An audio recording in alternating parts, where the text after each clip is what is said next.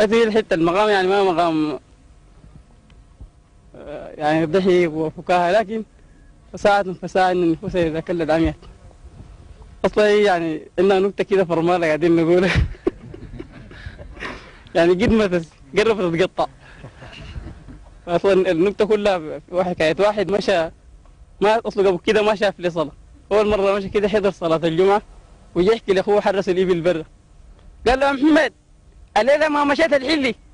قال لي قلت لك الخلق دي داجه بس هدام ابو يوض ماشيين في نص الحلي، بس ضحكت الناس زي باريتهم قبضتهم بعيني، قلت نشوف الناس زي ماشيين وين، بس زي ما مشوا انا ماشي معهم لحد وصلوا بيت كبير خلاص، وصلوا بيت في نص الحله كبير خلاص يا زول، بس الناس اللي بخط عليهم برا بيخشوا،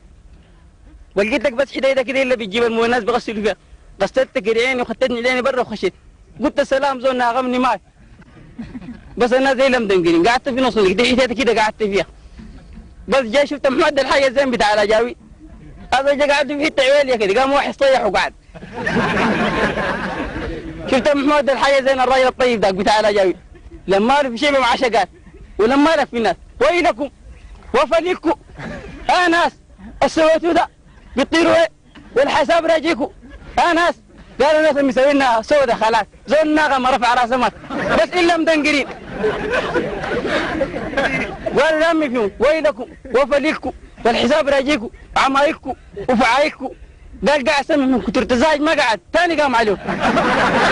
ويلكم وفليكم وفعايكم